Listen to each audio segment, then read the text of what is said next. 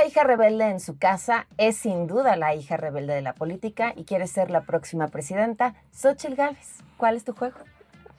Pamela, qué gusto saludarte aquí. Me encanta jugar de todo, fútbol, pero hoy vamos a jugar otra cosa más interesante. ¿Fútbol? ¿Jugabas fútbol de chava? Jugué fútbol en la Facultad de Ingeniería. Sí. Ok, ¿y qué tal? ¿Qué tal eres para las patadas? No, bueno. Dicen que muy buena. Fíjate que yo porteriaba. Ajá, ok. Y era portera, pero también le hacía un poco de centro delantero. A ver, espérame. Las mujeres jugando fútbol en las escuelas, en las universidades, es algo reciente. Sí, pero en la ingeniería, de hecho, había campeonatos y las de medicina siempre se quejaban de las de ingeniería. Decían, son muy entronas, son muy rudas las de ingeniería. Uh-huh. En la facultad decían, hay 3 tipos de muchachas, las bonitas, las feas y las de ingeniería, porque éramos las rudas de la universidad. Vas, Xóchitl. Voy. Se trata de ir quitando... Hay que quitar, vamos a poner reglas. Ok. Hay que poner reglas. Sí, por favor. Es importante. ¿Por qué? De la tercera para abajo, o sea, a partir de la cuarta, quitas una y las vas colocando aquí. Okay, y el chiste es que no se te caiga la torre. Sí, es así, nada más que no sabía si era de la segunda o de cuál. Yo creo que de la tercera, porque si no esto nos va a hacer eterno, ¿no? Está bien. ¿Cómo estás? Muy bien. ¿Sí? Preocupada por mi marido, que está un poco conmocionado con lo que está pasando, pero creo que va a aguantar vara. ¿Y el resto de tu familia? ¿Te puedo ayudar aquí o no? ¿No vas? ¿Sí? Qué chistosa que lo primero que decidieras mencionar fuera el cómo está tu marido con esto. No, pues es que pobrecito, está sufriendo. ¿Y tú? No, yo lo disfruto, yo me divierto. Sí. ¿El haberte cerrado las puertas de Palacio Nacional fue lo que te abrió las puertas de la candidatura a la presidencia? Mira, yo creo que son muchos años de trabajo. Uh-huh. El otro día entré a un space donde una chica, creo que estaba en Europa, ella organizó el space y dijo que ella había trabajado en la fundación que yo tuve en 95, uh-huh. Llevando la papilla Ixmiquilpan. Y le pregunté a la chica qué había pasado con ella, dijo, me cambió la vida. Esa chica me conoció haciendo un trabajo hacia las comunidades indígenas cuando no tenía nada que ver con la política. Entonces, esas personas son las que se han vuelto mis promotoras en las redes. Ella organizó un espacio, llegó a ver hasta 2,000 personas en su space. Y era su testimonio, decía, yo la conozco, yo era una niña de un colegio y fui a trabajar en Ixmiquilpan. Entonces, la verdad de las cosas es que esas son las cosas que, por eso creo que he crecido muchísimo en las redes sociales por testimonios como el de ella, o gente que me tocó que se electrificara mi comunidad cuando ella era funcionaria federal. Entonces hay una historia y la gente la recordó, y las puertas de Palacio, cuando el presidente me cierra la puerta, pues la gente dice, no, a ver, yo la conozco y yo sé que es una mujer trabajadora y es una mujer entrona, y creo que a eso se debe un poco el fenómeno en redes, porque yo no estoy pagando millones de pesos como los están pagando las corcholatas. ¿Alguna vez pensaste o estaba en tus planes de vida ser candidata a la presidencia? No. A ver, en Tepa no había secundaria, nada más había primaria en Tepa, cuando yo era jovencita. ¿Quién iba a pensar tan solo? Si no es por un tío, yo no voy a la secundaria porque yo iba a vender las gelatinas y mi tío dijo, no te preocupes, yo puedo vender las gelatinas en la tienda. Mi tío Beto, hermano de mi mamá, uh-huh. Súper trabajador, y fui a la secundaria. Y cuando fui a la secundaria dije, ahí aprendí a corte confección. Entonces ya no solo hacíamos gelatinas, hacíamos tamales para vender, hacía yo uniformes a mis compañeras de la escuela. O sea, era súper emprendedora, la verdad. Fui juntando una lana pensando si un día me iba a venir a la ciudad. Y luego pues ya conseguí trabajo en la presidencia municipal del pueblo, de escribiente del registro civil. Empecé rellenando los libros y acabé siendo la oficial primera del registro civil de Francisco y Madero. Tú has dicho que el día más feliz de tu vida fue cuando recibiste tu título en la universidad. Cuando me aceptaron en la universidad. Ok. Cuando Miguel Ángel me habla, y él fue un joven que llegó al pueblo a que le sacara un acta de nacimiento, uh-huh. porque su mamá había sido como la primera maestra o de las primeras maestras, la maestra Elenita Casas, y luego él fue el que pasó por mí para llevarme aquí al imán a sacar mi ficha Ujú. y luego pasó por mí para traerme al Estadio Azteca a presentar el examen de admisión y puso su domicilio para que me llegara la carta de aceptación o de rechazo, ¿no? Yo no sabía. Y en el pueblo no había entonces LADA, sino te llamaban de la caseta. Ujú. Y ya fui a contestar a la caseta y me dijo, te quedaste en la universidad.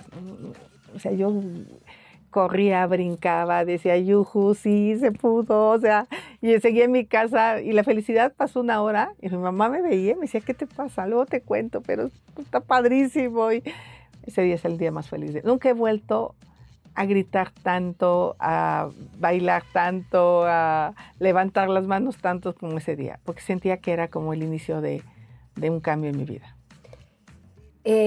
¿Cómo sientes hoy que estén desde el poder cuestionando incluso tu origen?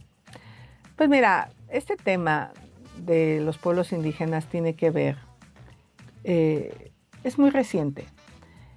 Todo el México revolucionario no reconoció a los pueblos indígenas. Ujú. A los pueblos indígenas los vieron como campesinos pobres. Por eso el Fisgón dice que mi familia es de campesinos.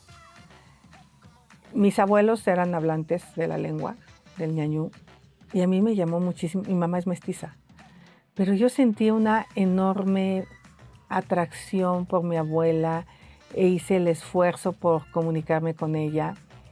Y después un día llegó don Avelino, que él vivía en Denganzá, que ahí se hablaba mucho más todavía la lengua, y lo oí hablando con mi abuelo y le dije, Avelino, yo quiero que me enseñe para poder hablar con ellos. Y empecé a trabajar en Denganzá de la mano de Avelino. Avelino para mí fue un gran, pues un gran patriarca para mí. Él murió en la pandemia, me quiso muchísimo, pero yo creo que de él, porque mis abuelos murieron muy rápido. Ujú. Ellos murieron a los pocos años.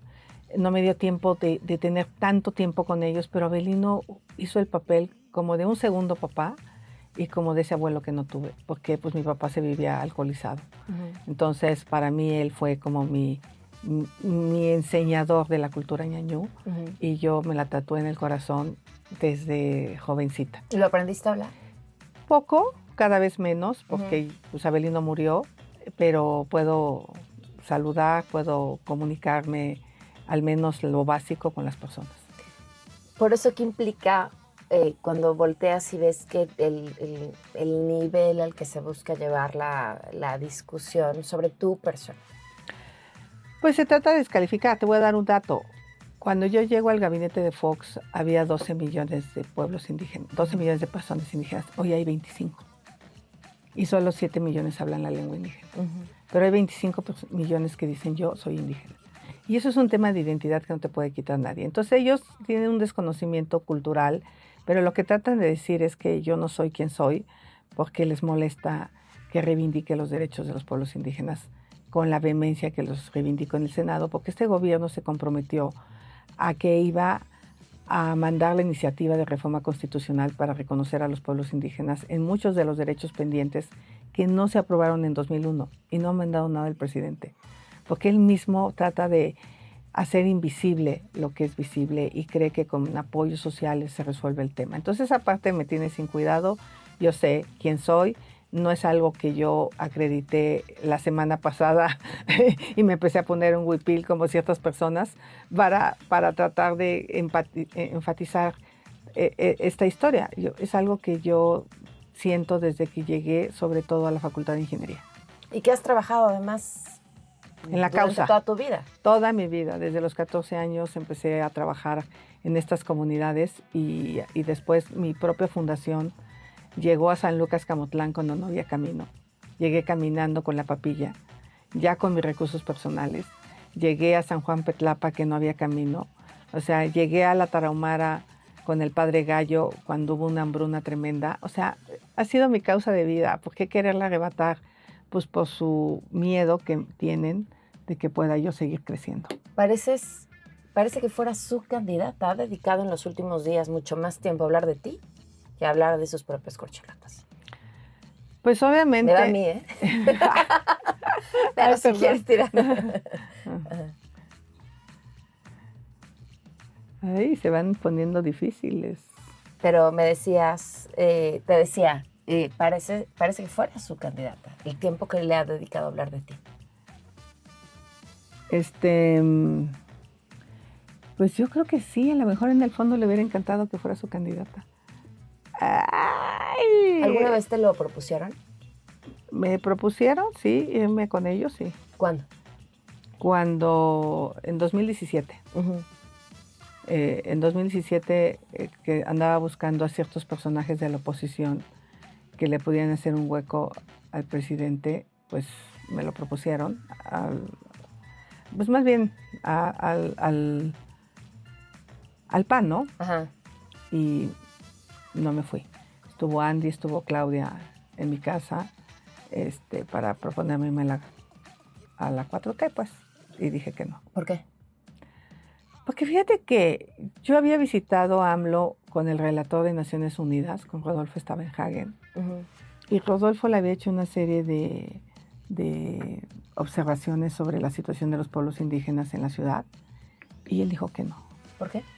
No quiso reconocer que había situaciones de falta de derechos, que los ambulantes tenían una incertidumbre jurídica, las condiciones de los triquis en la ciudad era no la adecuada. Y él le dijo a Stavenhagen, no, estás mal, eso no es cierto. Dije, ¿qué onda? Pues sí, Stavenhagen hizo todo un análisis, todo un estudio. Entonces me di cuenta que él no aceptaba ningún tipo de crítica de nadie, así fuera el relator de las Naciones Unidas para los derechos de los pueblos indígenas. Y yo me quedé con esa impresión. Eso fue como en el 2003, 2004. Uh-huh. Y yo lo defendí del desafuero cuando Fox. Yo lo recibí en Hidalgo, en el Valle del Mezquital, cuando fue candidato. Y pues había cierto reconocimiento a su lucha, ¿no? O sea, yo de verdad me hubiera gustado que le fuera bien. Yo sí hubiera querido que acabara con la inseguridad, yo sí hubiera querido que acabara con la pobreza, o al menos la hubiera disminuido de manera significativa. Yo sí hubiera querido que realmente la economía hubiera crecido. O sea, no me da gusto lo que le está pasando al país. Y pues no lo hizo por eso, porque no sabe escuchar, porque desde ese entonces vi que no escuchaba y por eso decidí que no, que ir con él era como hablarle a alguien que no escuchaba y pues no me equivoqué, no escucha a nadie. ¿Qué opinas de Alejandro Moreno? Mira, yo tengo que reconocerle la valentía a Alejandro Moreno de habérsele enfrentado al presidente por su autoritarismo. Yo creo que ahí sí... ¿Se le enfrentó? ¿No crees que sea un caballo de Troya? Yo espero, yo sí creo que se enfrentó. Yo sí creo que el presidente pudo haberlo presionado más. Yo no le conocía hasta ahora en este proceso. Creo que voy yo, ¿no? Pero órale, sí, no, síguele tú, sí. Es que... Órale. No, sígueme contando, no te distraiga. No, yo creo que sí pudiera sonar, pero sí lo veo echado para adelante. Yo ayer lo vi, platicamos y hablamos sobre que hay que mandar gente competitiva, sobre que a él le gusta ganar elecciones. Obviamente, pues él trae sus candidatos, claro. Me lo dijo claramente Beatriz, Enrique, pero me recibieron muy bien en el PRI, porque hoy lo que nos une, yo creo que no es eso. De dónde vienes tú, qué has hecho, cuál es tu pasado. Sí es importante, digo. ¿Qué nos une? ¿Y qué les une? Yo a mí lo que me une es el deseo de hacer algo por México. A mí me une el que los niños que sufren cáncer tengan sus tratamientos, que los adultos mayores tengan sus medicinas. Hoy se están gastando su pensión en comprar medicinas. Me une que pare la violencia hacia las mujeres, los feminicidios. Me une realmente que acabe la corrupción. O sea, todo esto que está pasando en Dos Bocas, la manera que este gobierno se reparte los contratos por adjudicación directa es brutal. He hecho más de 33 denuncias por casos de corrupción. Está Segalmex. ¿Cómo es posible que Nacho Valle esté protegido en gobernación? O sea, ¿cómo es posible que no hagan absolutamente nada para castigar a sus corruptos? Digo, voltean a ver a los otros, pero los de ellos adentro están impunes. Nos une el que las mujeres pueden tener estancias infantiles, que regresen las escuelas de tiempo completo, que haya nuevamente un seguro, ya si va a ser el IMSS, que sea el IMSS, pero dejamos a la deriva más de 50 millones de mexicanos sin seguridad social. Entonces, a mí eso es lo que me une, la seguridad, el poder tener a los jóvenes con mayores competencias y habilidades para el empleo, que los jóvenes puedan llevar a cabo sus sueños. Me une el medio ambiente, me une la apuesta por las energías limpias. Eso es lo que a mí me une. Yo ahorita no quiero pensar qué me hizo el PRI en el pasado, si me robó o no la elección de Hidalgo. Eso para mí ya es pasado. Hoy lo que tenemos que es cómo enfrentamos un gobierno autoritario que lo que pretende es terminar las instituciones. Si fueras la próxima presidenta del país, Los Pinos, Palacio Nacional o tu casa. A mí me gustaría mi casa, honestamente. Ok. Pero sé que le complicas muchísimo la vida a las personas. Entonces yo podría regresar a la cabañita de Fox. El ejército. No, el ejército tiene que tener temas muy específicos de seguridad. Sí hay que tenerlo en la seguridad. Yo tengo un hermano militar. Pero no puede ser. No, tenemos que tener una policía civil, con mando civil, y el ejército no puede seguir haciendo las obras de infraestructura. Primero porque no tiene todo el expertise. Hay obras que han quedado de mala calidad. El aeropuerto de Santa Lucía no está mal, pero les falló el tema eléctrico, les falló el tema de la dureza de los pisos, no están soportando las cargas. Uh-huh. Entonces, yo sí creo que el ejército tiene que enfocarse a lo que dice la Constitución y tenemos que constituir una Policía Nacional. Si terminan jugándose la candidatura a la presidencia, 2 mujeres, por primera vez en la historia de este país, ¿deberían de poder pelear diferente? ¿Puede hacerse política distinta si están 2 mujeres peleando? ¿Y cómo sería? Yo me encantaría. Yo la verdad es que nunca voy a hablar mal de Claudia. Aunque ella diga que no cualquier mujer puede, pues eso me dijeron a mí también en mi pueblo, que no podía ir a la universidad, que estaba loca de ser ingeniera. Y la verdad de las cosas es que a mí lo que me gustaría es que pudiéramos hablar realmente de qué visión de país queremos. Esta descalificación que hace el presidente de mi persona me parece muy machista. Y estos espectaculares de Claudia de la mano del presidente, o sea, me parece como que Claudia no lo necesita. O sea, cuando una mujer vale, o sea, yo no necesito ir al lado de un hombre para decirle a la gente que le entiendo al tema de cambio climático, de energía, que puedo enfrentar con mucha claridad el tema de la pobreza, traer especialistas para el tema de seguridad, pero no necesito aparecer al lado de ningún hombre. Es más, mi propio esposo no va a aparecer en esta historia. Mi propio esposo es un hombre ajeno a la política, no tendría ningún papel protagónico, él es músico, tiene su banda de rock, es súper feliz. Entonces yo sí puedo debatir con Claudia del por qué se cayó la línea 12 del metro, por ejemplo. Y yo puedo debatir con ella por qué no hizo lo suficiente en la Ciudad de México para resolver el tema del agua. O sea, puedo debatir con ella temas técnicos, temas de visión de futuro, visión de país. No puede decir que quiere que todo siga igual. O sea, pues, ¿a dónde vamos? O sea, más muertos, más abrazos, más crisis hídrica, más contaminación a las personas, más deforestación, más adjudicaciones directas, más contratos. ¿Ella quiere que todo siga igual? No, yo no quiero que todo siga igual. Pero sí yo puedo poner en la mesa qué quiero que cambie. Y la verdad de las cosas es que el presidente no respeta a las mujeres. Tampoco respeta a las mujeres o solo intenta respetar a las mujeres que están en su gabinete. Pero la verdad es que bajó a Rosy Cela por su machismo.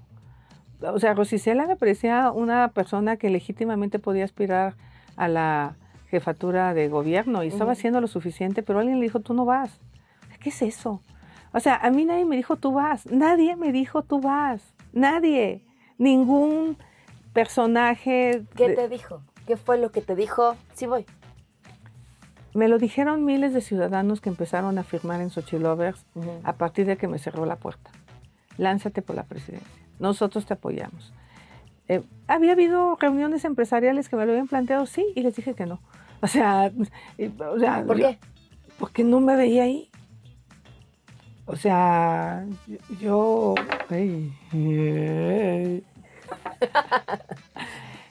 No, pues yo quería la ciudad. Mira, un día voy a enseñar un video, no lo voy a enseñar hoy. Yo me fui a la montaña, caminando, a donde solía ir de niña, y ahí me conecté, sí, con mi corazón. Tenía segura la ciudad. Eso era lo egoísta, quedarme aquí. Para mí esto es un acto de amor por México. Y eso el presidente no lo entiende. Él no puede comprender un acto de amor porque en su corazón hay odio, hay egoísmo. Y yo quise pensar, ¿realmente puedo ser una persona que encabece a las personas que están cansadas de esto? Bueno, yo no lo creía y pedí una señal a mi madre y esa señal llegó. ¿Cómo fue? Esa va a quedar para la historia, pero fue en ese lugar. Ahí en ese encuentro caminé casi 3 horas para llegar. Estuve arriba reflexionando y la decisión la tomé porque amo este país, ¿no? Quien crea que a mí me controla, quien crea que a mí me manda, no me conoce. Ayer Marco Cortés lo dijo. En varias ocasiones yo recibí instrucciones de emitir votos específicos. Y Marco dice, Xóchitl es Xóchitl. O sea, Xóchitl vota conforme su conciencia, conforme lo que cree. Y yo estoy aquí porque creo que hay cosas buenas que hizo este gobierno, pero hay cosas muy malas que hizo este gobierno. Quiero dejar lo bueno que hizo y corregir lo que está mal. Y este país tiene enfrente la mejor oportunidad en la historia para salir adelante y no la estamos aprovechando. ¿El nearshoring? Nearshoring, absolutamente. 5 cosas necesitamos hacer. Y las tengo súper claras como empresaria, como ingeniera. ¿Cuáles son? Necesitamos energía limpia. Ya Europa acaba de poner aranceles a productos que se fabriquen con combustible fósil. O sea, si México quiere seguir teniendo un mercado para sus productos, tiene que dejar de producir con combustibles, que es petróleo. Necesitamos agua. Esta ciudad podría tratar el agua, la Ciudad de México. Iztapalapa no tendría broncas de agua. Llueve 3 veces lo que requerimos de agua, pero esa agua se va a Tula, se contamina con la industria y daña la salud. Hay que construir plantas de tratamiento. Ayer estuve con Curi platicando de unos temas técnicos y en Querétaro le van a apostar hacia allá. Ahí, güey. Ahí. Perdón. No, tú dale.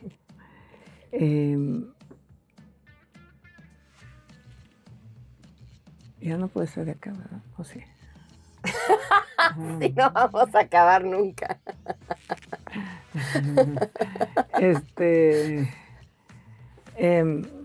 Agua. 3 capacidades. Ajá. Necesitamos más capacidades técnicas a nuestros jóvenes. Necesitan aprender inglés, necesitan aprender código, necesitan entrarle a la inteligencia artificial, a la robótica, como lo están haciendo los niños de Yucatán. Uh-huh. Necesitamos ciertas competencias laborales y pueden ser jóvenes que hayan terminado la secundaria. Pero si les das una especialidad, te podrían trabajar en un Tesla, como obreros, pero obreros bien pagados. O sea, no necesariamente el ser obrero tiene que significar ser menor a un ingeniero. Necesitamos ese capital humano y también necesitamos que las empresas paguen bien. O sea, que los empresarios dejen de hacerse güeyes pagando sueldos miserables. 4, infraestructura. Necesitamos construir cierta infraestructura como el Puerto Progreso que está haciendo Vila en Yucatán, pero también lo que está haciendo Curi en Querétaro en todo el tema energético, porque ya no puede crecer Querétaro porque no hay energía eléctrica. Entonces está haciendo una línea de transmisión para Querétaro con su lana, cosa que debe hacer el gobierno. Necesitamos hacer una línea de transmisión de La Ventosa hacia el centro del país, a Cuautla, una línea de transmisión de corriente directa para traer toda la energía solar de Sonora y hacer más campos de energía solar en Sonora. Y podríamos exportar necesitamos apostarle al hidrógeno verde, necesitamos recuperar todo el gas que se está desperdiciando en los campos petroleros, pero también en la industria del ganado y del campo. Y por último, Estado de Derecho. Si hacemos estas 5 cosas, México va a volar. Es la mejor oportunidad y este gobierno no quiere hacerlas. Y si sus candidatos dicen que van a seguir haciendo más de lo mismo, pues ya sabemos cuál va a ser el resultado. ¿Le has tenido miedo a algo? La verdad, cuando llegué a la ciudad, yo venía muy girita y acá, ¿no? Con mi poquita de ropa y mi lanita para vivir y buscar una chamba. Y cuando bajo en el metro La Raza, había un camión de la central camionera y iba a entrevistarme a mi entrevista de trabajo. Pasé por el metro La Raza, un puente, y vi muchos coches. Eso me dio miedo. Y dije, ¿a dónde llegué? O sea, me di cuenta de la dimensión de la... Yo como que no me había quedado el 20, de dónde venía. Y dije, ay, güey, o sea, sí. Y ya, me crucé y entré al metro y bueno, pues sí es cierto esto de que le hice parar al metro. O sea, y la gente me vio rara. Pero miedo a eso, a darme cuenta que esta ciudad era inmensa. Enfrenté muchas agresiones sexuales a lo largo de mi vida. En el metro, en el camión, con mi maestro de cálculo del primer semestre. O sea, pero no me dieron miedo, los enfrenté. O sea que me he encontrado muchos machos como el que ya me encontré ahorita. O sea, no es el primero que me encuentro y pues la verdad es que la mayoría los he vencido. ¿Cómo se enfrenta el macho? De frente, con valor. Yo me acuerdo que el metro me agarraba en las piernas, entonces me buscaba un seguro de esos de bebé. Le calculaba que no le metiera tanto, pero así, y se los picaba en sus piernas. Es la segunda persona a la que oigo hablar del tema de los seguros de bebés. Alguien comentaba que se los ponían atrás en los jeans por si se les arrimaban, se les enterraran. Sí, claro, pero yo se los enterraba yo. ¡Vieja taruga! Me picó. ¡Viejo tarugo! Ve dónde metiste las manos, cabrón. O sea, así los enfrentas. Y salen del metro, pero corriendo, porque no soportan que los vea. O sea, y un día un tipo me quiso agredir sexualmente saliendo de Iztapalapa y traía un cautín en la mano, en mi morral, y le di un trancazo. O sea, y acoso, como ya ingeniera, el director de una constructora se quiso pasar de lanza y me le enfrenté y fui a ver al director general. Acabé renunciando y al güey no lo corrieron. O sea, ¿Te ha costado mucho esa rebeldía? Sí. Pero ha valido la pena. Por supuesto que ha valido la pena. Mira, con Fox, yo me le ponía el brinco al presidente. ¿Por qué te le pusiste al brinco? La que recuerdes más importante. Por ejemplo, híjole, ya esto se va a caer, pero bueno, vamos a intentarlo. La que recuerdo más importante es cuando no se aprobó los acuerdos San Andrés, la Reinsar. Y alguien me dijo del gobierno, tienes que salir a decir que está bien la reforma constitucional. Y entonces, yo le dije, pues no, Marta, no voy a salir. Dile al presidente que le presento mi renuncia. Y el presidente me habló y me dijo, no te vas. El que va a corregir soy yo. O sea, pero bien, ¿eh? No puede ser. La pusiste, ¿eh? Sí, la puse. Y esta también me la pusiste. Ahí va, ya, en un ratito. Más allá de la política, ¿cuál es tu meta en la vida más importante?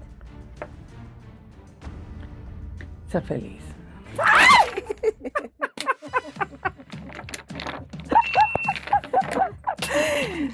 Te gané. Ganaste. Gracias. Voy a ganar el 24. Muchísimas gracias. Vamos a ganar el 24.